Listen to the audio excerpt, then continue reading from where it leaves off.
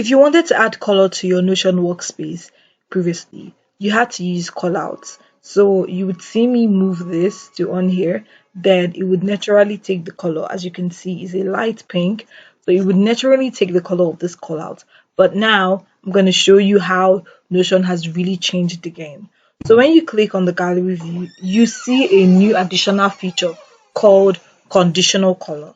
And you can set this with any property on here. So the usual property that you have in your product, you can now use that to condition the colors that your cards have. So I used status. That's what I've been using. So I would change the status to not started, in progress, and completed.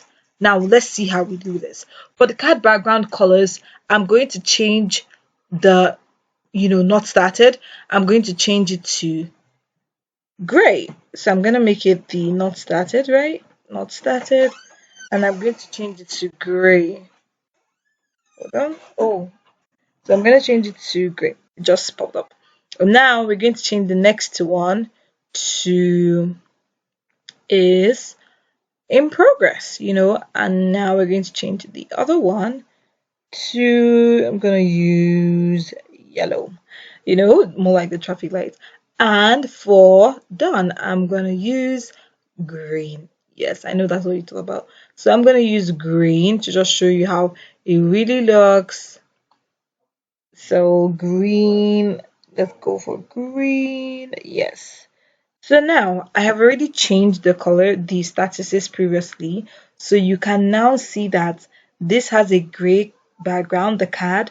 This has a yellow background and this has a green background.